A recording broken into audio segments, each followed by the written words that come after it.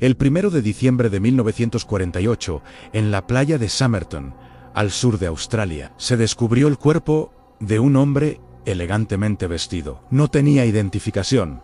Las etiquetas de su ropa habían sido cortadas, y en sus bolsillos solo había un billete de tren usado, un peine, chicles y un paquete de cigarrillos. Así comenzó uno de los misterios más desconcertantes del siglo XX, el caso del hombre de Somerton. ¿Estás listo para sumergirte en un enigma que ha desconcertado a detectives, criptógrafos y al mundo entero durante más de 70 años? Quédate conmigo, porque lo que te voy a contar te dejará sin aliento. La policía inició una investigación masiva. Se tomaron huellas dactilares y se distribuyó su fotografía por todo el mundo, pero nadie pudo identificarlo. La autopsia no reveló una causa de muerte clara. No había signos de violencia ni de envenenamiento convencional, aunque el patólogo sugirió que podría haber sido un veneno muy raro e indetectable. El corazón, el vaso y el hígado estaban congestionados de sangre, lo que apuntaba a una muerte súbita y antinatural. Pero sin una toxina identificada, todo eran especulaciones. ¿Quién era este hombre y cómo murió en una playa australiana sin que nadie supiera quién era? La falta de respuestas solo hacía que el misterio creciera. Meses después, en enero de 1949, el caso dio un giro aún más extraño. Se encontró una maleta en la estación de tren de Adelaida, que se creía pertenecía al hombre. Dentro había más ropa, también sin etiquetas, y herramientas como un cuchillo afilado y tijeras. Pero lo más inquietante estaba por venir. Durante un nuevo examen de la ropa del fallecido, se descubrió un pequeño bolsillo secreto cosido en sus pantalones. Dentro había un diminuto trozo de papel enrollado con las palabras Tamam Shud impresa. Estas palabras, que significan terminado o finalizado en persa, eran el último fragmento de una página arrancada de una rara edición de El Rubaiyat de Omar Khayyam, un libro de poemas. La policía hizo un llamado a nivel nacional para encontrar el libro del que se había arrancado esa página. Y sorprendentemente, un hombre se presentó. Dijo que había encontrado el libro en el asiento trasero de su coche, que había dejado aparcado cerca de la playa de Somerton alrededor de la fecha de la muerte del hombre. No le dio importancia hasta que vio la noticia en el periódico. Al examinar el libro, la policía encontró algo que podría ser la clave de todo el misterio. En la contraportada, escritos a lápiz, había lo que parecía ser un código secreto. 5 líneas de letras mayúsculas, aparentemente aleatorias. Los mejores criptógrafos del país y del extranjero intentaron descifrarlo, pero hasta el día de hoy nadie ha podido romper el código. ¿Qué significaban esas letras? ¿Eran las iniciales de una frase secreta? ¿Las coordenadas de un lugar? ¿O simplemente un garabato sin sentido? Este código se convirtió en el epicentro del misterio. Una pieza del rompecabezas que prometía una respuesta, pero solo ofrecía más preguntas. Pero la intriga no termina ahí. Dentro del mismo libro también se encontró un número de teléfono. Pertenecía a una enfermera que vivía muy cerca de la playa de Somerton. Su nombre era Jessica Thompson, aunque en ese momento se la conocía por otro apellido. Cuando la policía la interrogó, se mostró muy evasiva. Admitió haber tenido una copia de El Rubaiyat y habérsela regalado a un hombre llamado Alfred Vauxhall durante la Segunda Guerra Mundial. La policía pensó que finalmente habían resuelto el caso, que el hombre de Somerton era Alfred Vauxhall. Sin embargo, localizaron a Alfred Vauxhall, vivo y sano, en Sydney. Y lo más sorprendente fue que él todavía tenía la copia de El Rubaiyat que Jessica le había regalado, con una inscripción personal de ella. El libro encontrado en el coche no era el suyo. Esto significaba que el hombre de Somerton tenía una conexión diferente con Jessica. Cuando le mostraron un busto de yeso hecho del rostro del fallecido, testigos dijeron que reaccionó de una manera muy extraña, casi como si fuera a desmayarse, pero negó conocerlo. ¿Por qué mentiría? ¿Qué secreto estaba protegiendo? A lo largo de los años, surgieron innumerables teorías. La más popular es que el hombre de Somerton era un espía. La época, justo al comienzo de la Guerra Fría, y la naturaleza del caso, con el código indescifrable, el veneno indetectable y la identidad oculta, encajan perfectamente en el mundo del espionaje. Australia, en ese momento, tenía una base secreta de inteligencia y pruebas de cohetes no muy lejos de Adelaida. ¿Podría haber sido un agente soviético en una misión fallida? ¿O quizás un agente aliado que fue traicionado? La idea de un espía muerto en una playa, con un código secreto como única pista, es digna de una novela de John le Carré, pero esto era la vida real. Otras teorías sugieren un crimen pasional, quizás era un amante despechado de Jessica Thompson. El poema El Rubaiyat a menudo trata sobre vivir la vida al máximo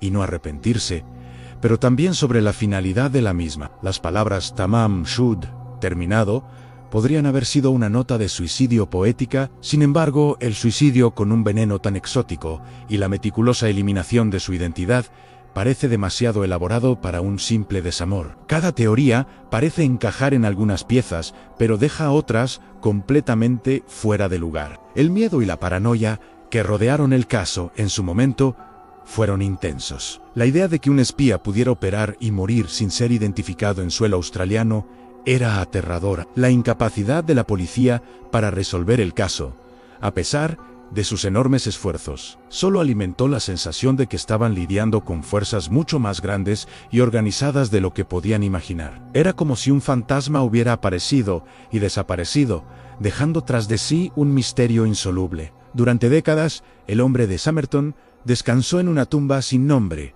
marcada solo como el hombre desconocido. Pero la historia no terminó ahí. En los últimos años, ha habido nuevos y emocionantes desarrollos. Investigadores, como el profesor Derek Abbott, se obsesionaron con el caso. Abbott, junto con la genealogista estadounidense Colleen Fitzpatrick, se centró en el ADN en 2021.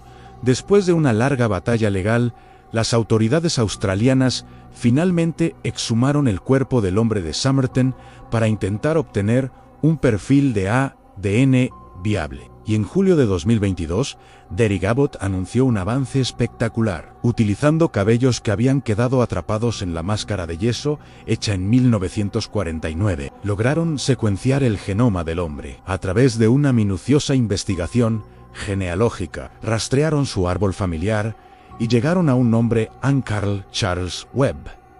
Webb era un ingeniero eléctrico y fabricante de instrumentos, nacido en Melbourne en 1905, desapareció en 1947, un año antes de que su cuerpo fuera encontrado. Tenía una esposa de la que se había separado y no había registros de su muerte. Este descubrimiento fue monumental. Después de más de 70 años, el hombre desconocido finalmente tenía un nombre. Pero como suele suceder en este misterio, resolver una pregunta solo abre la puerta a muchas más.